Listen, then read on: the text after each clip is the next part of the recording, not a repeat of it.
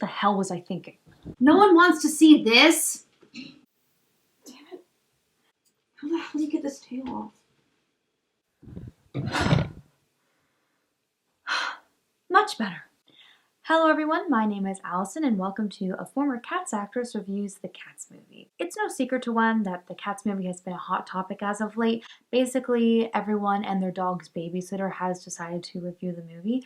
So what could I possibly add to the already intense criticism? Well, for one, I'm a theater kid and I know the medium of movie musicals and musicals in general pretty well. And two, I was in Cats and I know the show pretty well. Most people that I have seen making reviews on the Cats movie haven't been theater people, and usually they've, openly expressed that they've never seen Cats on stage. Now, does that mean that they're not entitled to their opinion on the movie? Of course not.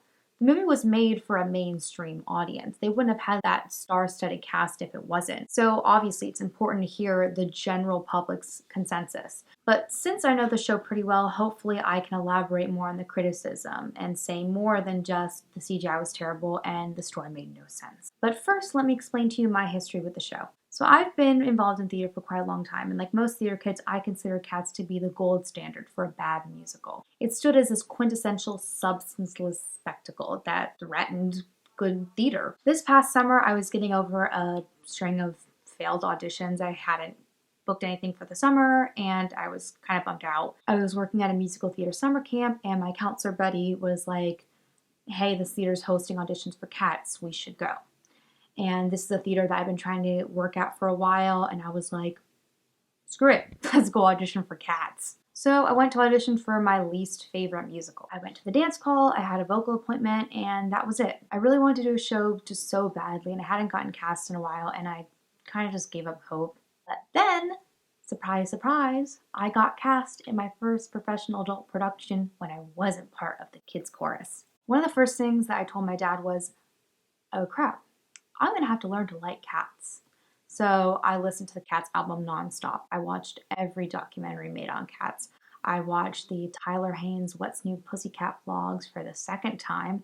I watched clips from the 1998 movie version over and over again, and I walked into the first day of rehearsal a changed woman. I had drunk the Cats Kool-Aid, and I was the biggest Cats fan ever. For the next month, I lived and breathed Cats. I spent all of my time outside of rehearsal, practicing songs, dances. I really bonded with my cast, and we wanted to make sure that we put on a really great production. We ran for 3 weeks. We were sold out almost every single night. We got really good reviews, and we got nominated for some awards too. Needless to say, that production really changed my life. It was a great experience, and I fell in love with Cats. And so me and my cast were really excited to see how the movie screwed it all up. Okay, now before I rip the movie to shreds, let's first talk about why the stage production of Cats works. So what really makes Cats is the gorgeous dancing, the playful characters, and the incredible score written by Andrew Lloyd Webber. It's usually regarded as a plotless musical, and it's been ridiculed for years for not having a cohesive storyline. And to that I say, have you ever heard of a concept musical? A concept musical is defined as a show that uses musical numbers and scenes to convey an overarching theme or message rather than move a plot along. Think of shows like Company or Avenue Q. These shows have done a great job of sending an overarching message rather than pushing along a plot. Where Cats fails is that it doesn't fully commit to this concept musical style. It includes loose plot elements that try to establish a weak storyline. The first of which is obvious. The musical numbers are taking place for a reason. These cats are presenting their story on why they think that they should go to the Heaviside Layer and get a new chance at life. This is a good way to tie the musical elements together, but Cats tries to go a step further by adding in some additional plot elements. The main one that everyone is familiar with is that Grisabella, the glamour cat, comes back and is trying to reunite with the Cats tribe. And when she's rejected, she spends the rest of the musical lamenting. And then there's the overarching threat throughout the whole musical that McCavity, the mystery cat, is going to come and ruin the Jellicle Ball. Halfway through the second act, he's actually successful. He infiltrates the Jellicle Ball, he kidnaps old Deuteronomy, which is basically Cat Jesus, and then Demeter and Bomb Ballerina sing a song about him. After that, he fights Monkastrap, and then, oh no, Cats have lost their Jellicle leader. What will they ever do? And you kind of think that this story's going now. It's all hands on deck to get back old Deuteronomy. But no, he comes back in the next number because Magical Mr. Mistopheles is just such an incredible magical cat that he just brings him back. These plot elements hinder the whole idea of the concept musical because you're sitting throughout the whole show and you're used to it. You're like, okay, no story. We're going to hear from this cat. We're going to hear from that cat. We're going to find out why all these cats are so special. And then old Deuteronomy gets kidnapped and it's like, oh, are we going somewhere? Oh, we're not.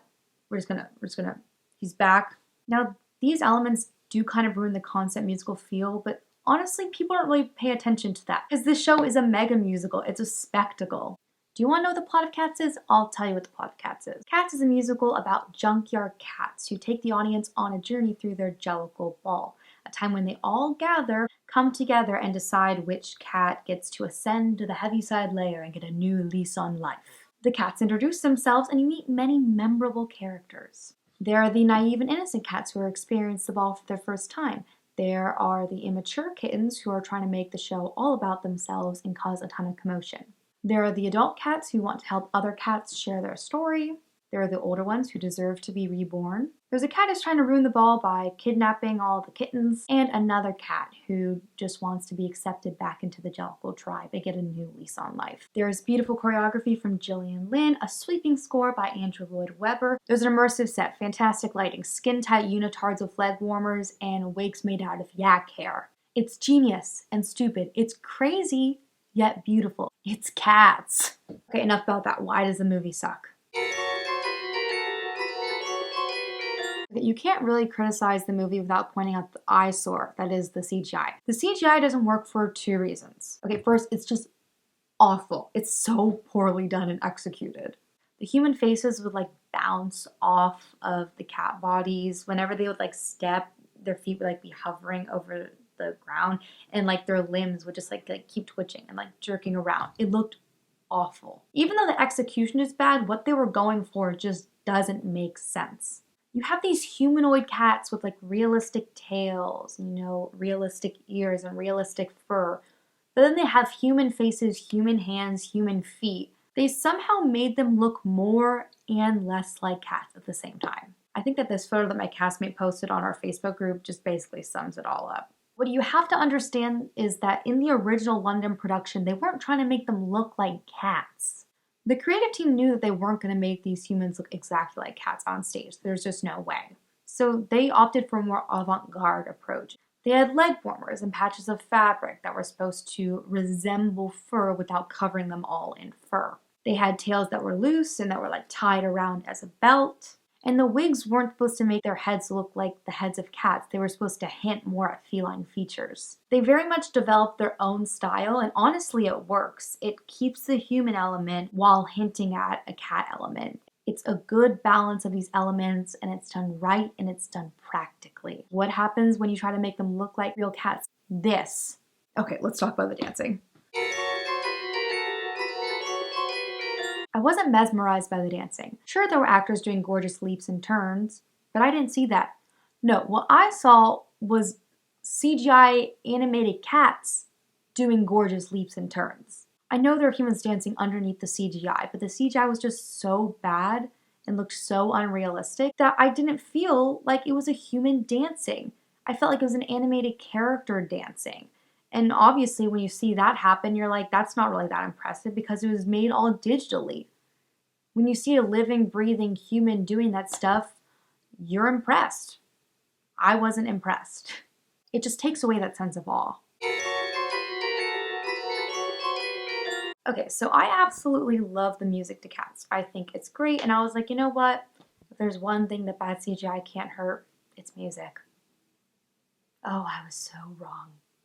No, what can hurt music is money-hungry producers that are just trying so desperately to modernize music and keep it cool for the kids. So the overture sounded nice, I will give them that. They kept all the original orchestral elements, which is one of my favorite parts of the show. But then you have songs like Jellicle songs for Jellicle cats where they're trying to add in some new funky beats and it just sounds awful. The Cats music is straight out of the 1980s. There's so many synthesizers, it's just pure 80s. When you try to pull some of that out and make it modern, it just doesn't work. You gotta go all or nothing. And they tried to have it both ways, and it sounded bad.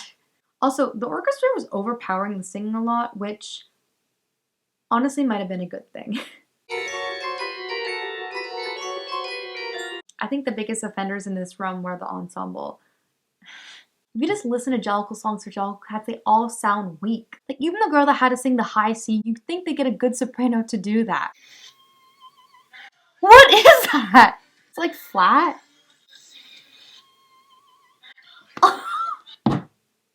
Also, there are like no harmonies. Like in numbers like for Rum Tum Tugger, everyone's singing the melody.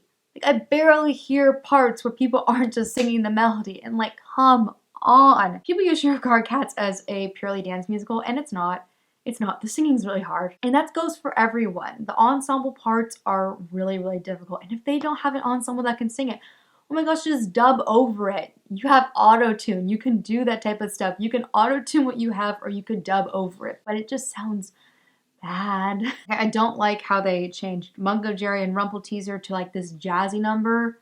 It like completely contradicts with what you're seeing on the screen. You're seeing them like throw plates and rip up pillows.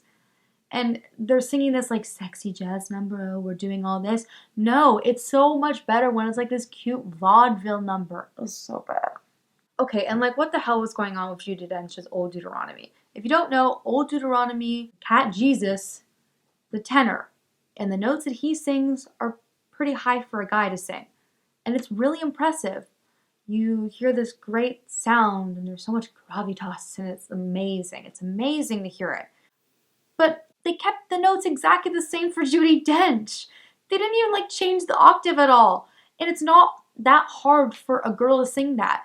I mean, you can have a girl with like a lower voice and it's like, the moments of happiness. But she's just like, the moments of happiness. That's not hard.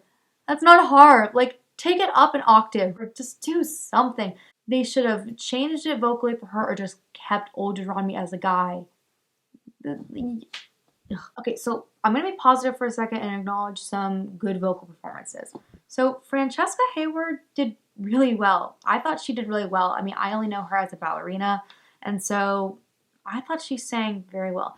Jennifer Hudson obviously killed it. She did really, really well. It's a hard song to sing, and she sang it well. So good for her.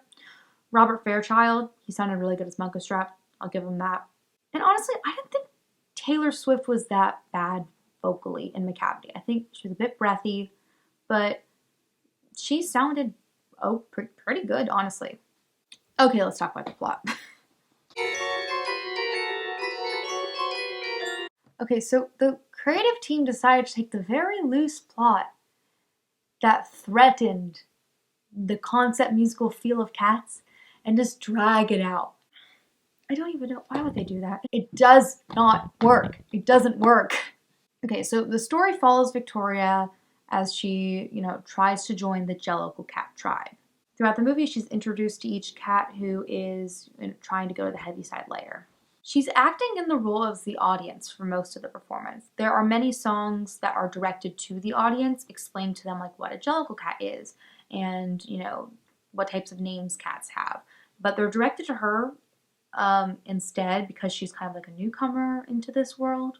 But the second they introduce a cat, like they're magically taken away by Macavity, who is now in cahoots with Bomb Ballerina and Growl Tiger and Griddlebone, who are real in this version. Like they're not opera characters, they're real. Okay, so Macavity is kidnapping these cats so that he's the only cat left to, make his case for why he should go to the Heaviside Layer. And okay, I have a lot of problems with this. Macavity wants to go to the Heaviside Layer to get reborn as a new and innocent cat and get a new chance at life and to be a good cat. Macavity, the cat that kidnaps kittens, that steals, that cheats at goddamn cards, wants to go to the Heaviside Layer. Macavity, out of all of the characters that would want to go to the Heaviside Layer, he doesn't want to go. There's no reason he would want to go. You'd think that if you'd want to go, there'd be some reason. We find out about his backstory, about how he wants to be good, and there'd be this contrast between doing the wrong thing to get to the right place and, doing something bad to be able to right your wrongs. But no, he's just the same McCavity that wants to kidnap kittens and, ruin the Jellicle Ball. Why does he want to go to the Heaviside Layer? If anything, he'd want to stay and keep being evil. It makes absolutely no sense. Just no sense at all. Okay, so McCavity kidnaps Old Deuteronomy, and now the pressure is put on Mr. Mistopheles to bring Old Deuteronomy back. Mr. Mistopheles, who is now meek and very shy in this version, and a crap magician. Okay, so I understand why they wanted to make Mr. Mistopheles shy in this version and him to have a very, weak grasp of his magical skills, because it ends up, creating more tension. It's like, oh, well, if this cat, sucks at magic, we ain't getting Cat Jesus back. And this ends up giving him a character arc, but we don't have time for all these cats to have a character arc. This is a concept musical. We are introducing him as is, and in the song, he's a great magical cat. It contradicts all the lyrics. He's supposed to be this great magician. He's supposed to be able to throw cards and they all change number. I don't know. Why is he meek and shy in this version? Mr. Mistopheles on stage is absolutely incredible. I saw the national tour and he came in from the ceiling. His entire unitard lit up. He made Cassandra's unitard light up. He did at least, it had to be 30 turns in second. And 8 pirouettes? This version robs us of the best number in the show, and I hate it. Okay, so Old Deuteronomy comes back. Jennifer Hudson sings her song. Everyone cries. It's so sad. Old Deuteronomy says, you can go to the Heaviside Layer. She sends her up in a chandelier, goes to the Heaviside Layer. She gets reborn. Yay, yay, yay, yay. Good for Grisabella. And then we have the addressing of cats. Remember how I said that a lot of the musical numbers that were supposed to be directed at the audience are now directed at Victoria? I feel like the producers, they had this idea and then they got to the addressing of cats, which is the final number, and they were like, oh crap, we can't address this to Victoria. So in the stage version, they take the humans throughout this journey of what a Jellicle cat is, and at the very end, they're like, okay, what did you learn? So your memory will jog. A cat is not a dog. They can't direct that at Victoria, because of course she knows a cat's not a dog. She's being introduced to the concept of Jellicle cats, but this song, the ending song, is about how cats are individualistic and they're more like humans. Of course Victoria knows that. She's a cat. So then they direct it at the audience. You can't bring the audience into it in the last 5 minutes of the show. It must be bookended. You must bring them in the beginning. You tell them the story of why Jellicle cats are so important and you shouldn't, throw them in the garbage. And then you finish it up. And you're like, what did we learn? It's the first time in the whole movie that they directed it at the audience. And we have 5 minutes left. It makes no sense. Okay, so in the end, they didn't heighten the loose plot enough to create that much tension. And at the same time, if you heighten the plot, you stop caring about all these different vignettes. You stop caring about all these different songs when a cat's, expressing why they're so special.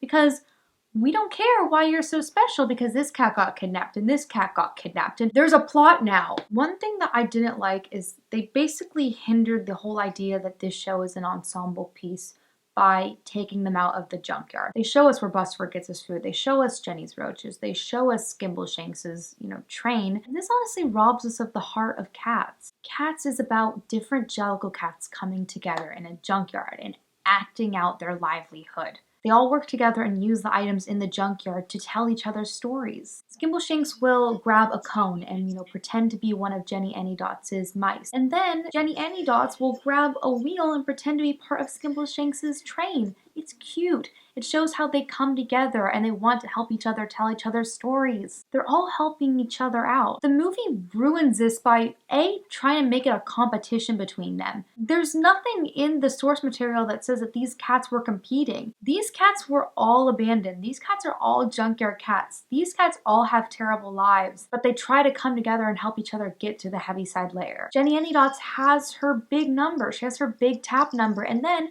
she tells a story of Bustopher, trying to help him get there. In this version, we have a cat that just has a solo number, and then we never really see them again. They turn the delightful Gumby Cat number into a horrific solo performed by Rebel Wilson. Jenny Anydots is no longer singing about Bustopher Jones, Jelly Laura no longer tells Gus's story, and Demeter and Bomb Ballerina are no longer telling the McCavity story. It's just Taylor Swift now. This completely ruins the idea of all these cats helping each other out. They have their solo numbers and they go into the background to help tell other cats' stories. They also squander all the cats' individuality, which is really important in this show. In the beginning of the Jellicle Ball, we hear all these different cats. You know, they all saying what they think a Jellicle cat is. Jellicle cats are white and black. They're of moderate size. They jump. They have moonlit eyes. They're not saying that all these cats have all these characteristics and, you know, they're all black and white, all have moonlit eyes. They're saying some are small, some are of moderate size, some have moonlit eyes, some jump really high. In the movie, they all sing this line. No,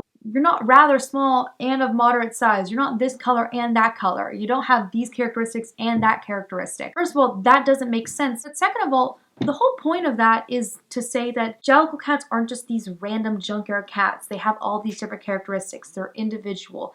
They have these different things going for them. In the movie, when they all sing that, it doesn't make it about them anymore.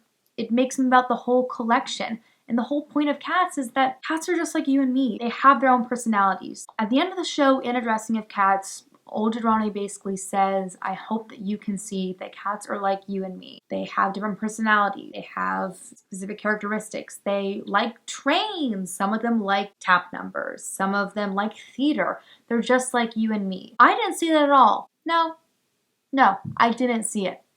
There are a billion things I could say about this movie. Honestly, I have enough of a headache just thinking about this. I was up till 2 a.m. this morning. I was on my phone. I was watching videos. I was thinking about cats. What the hell was the scale? Okay, sometimes they were like half the size of a door frame. Sometimes they were like this small, like on the rail. What is the scale? Why is Bomb Valley Arena now in cahoots with McCavity? What's up with that? Where's Demeter? Where's Jolly Laura? Honestly, if the CGI wasn't that bad, it would still suck. It would still suck. It would still, I think it would still suck. I think this is the worst thing ever. Cats was already weird enough. Do you see this costume? Do you see this? I was basically like nude on stage the whole time for 3 weeks. Cats is weird. It's a weird show. They made it oh so much worse. I am just mad. I was starting to like Cats. I was starting to like it. I was like, you know what? This is cool. This musical is cool. I like it. I like it. I like it. I like cats. That movie was awful. That movie was absolutely terrible. I think the biggest takeaway is that the movie didn't make me leave the theater dancing.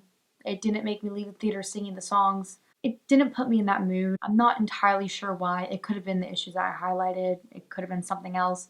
I mean, granted, when the credits were rolling and they were playing Jellicle Ball, me and my entire cast, who had to try to get every seat in that very small theater, were dancing along with our original choreography and really freaking out the people behind us, who had tried to get us kicked out of that theater more than once. If you saw the Cats movie and were horrified, which you should have been, I beg you, please don't give up on this show.